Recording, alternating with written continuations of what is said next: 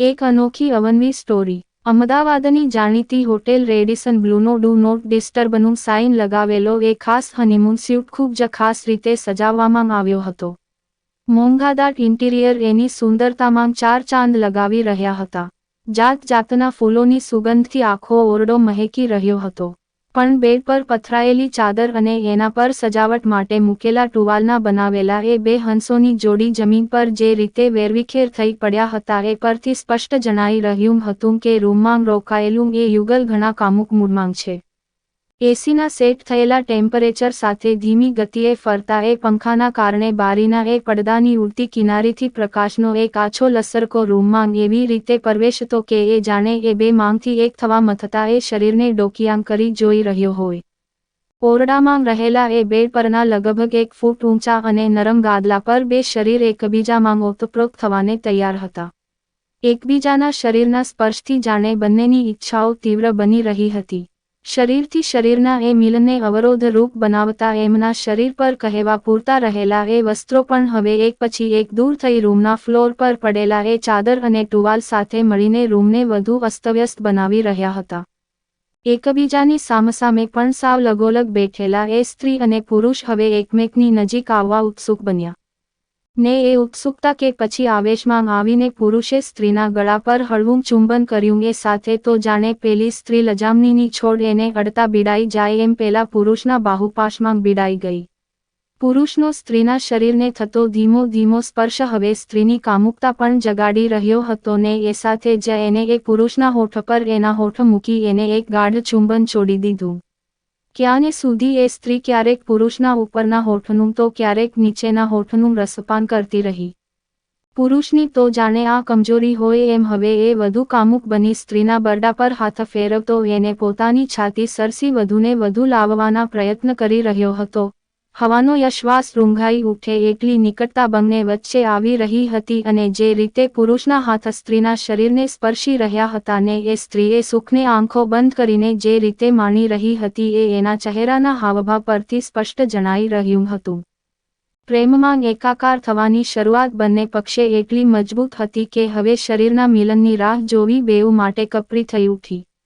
પુરુષે એક હળવો હડસેલો માર્યો ને એ સાથે જ એ સ્ત્રી પેલા ઊંચા અને નરમ ગાદલા પર જઈને પટકાઈ પોતાના શરીરને હાથ વડે ઢાંકવાના પ્રયાસ કરતા એને પુરુષને પોતાની તરફ ખેંચ્યો ને પુરુષ પણ સ્ત્રી તરફ ઝટકા સાથે ખેંચાઈ આવ્યો ને બંને નિવસ્ત્ર શરીર એકબીજાના બાહુપાશમાં આવી ગયા।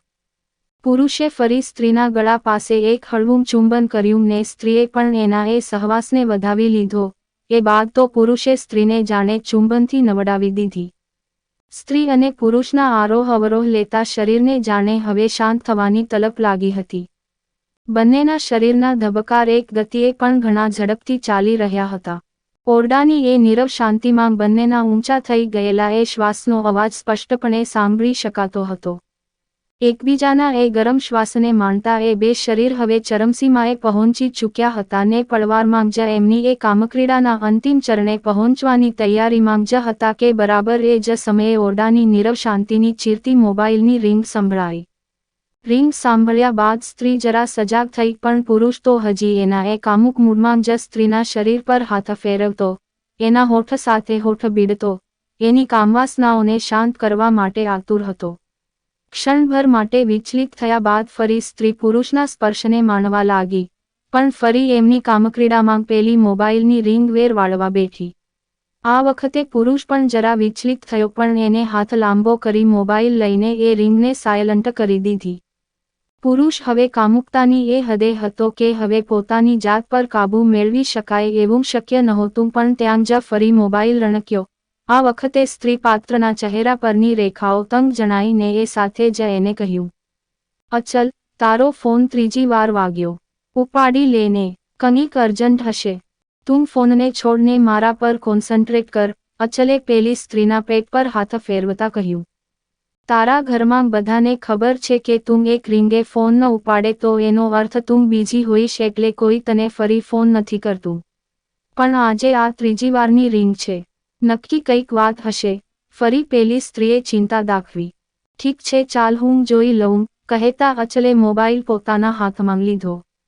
મોબાઈલ હાથમાં હતો પણ અચલ હજી પેલી સ્ત્રી પર ઢળેલો જ હતી ને એ જ અવસ્થામાં પેલી સ્ત્રીએ પૂછ્યું, કીનો ફોન હતો? મમ્મીનો. અચલે ફોન જોતા કહ્યું, કંઈક કામ હશે એમને, તું વાત કરી લે, પેલી સ્ત્રીએ કહ્યું. પછી કરીશ ને યાર. કેટલો મસ્ત મૂડ હતો મારો, અચલે બેદરકારીથી.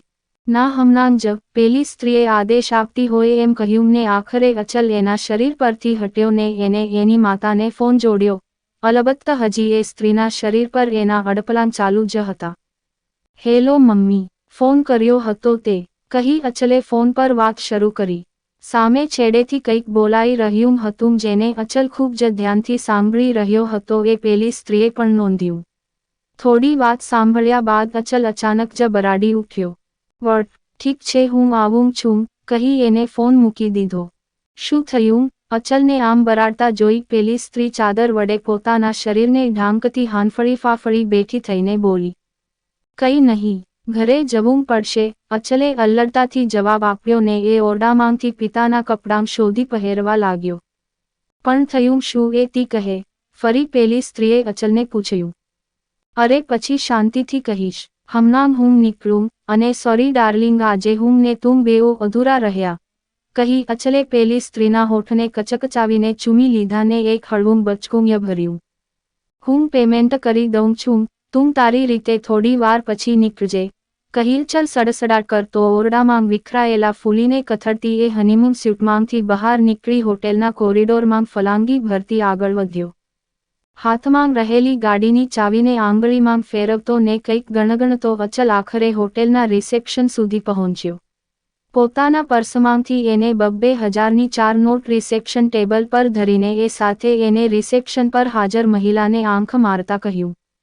ચારા હનીમૂન સ્યુટમાં ગુલાબના ફૂલોનું ડેકોરેશન આઉટડેટેડ લાગે છે, એમાં કાનિક ફેરફાર લાવો, ને એમ મશ્કરી કરી અચલ ફરી ગાડીની ચાવી ફેરવતો નીકળવા લાગ્યો.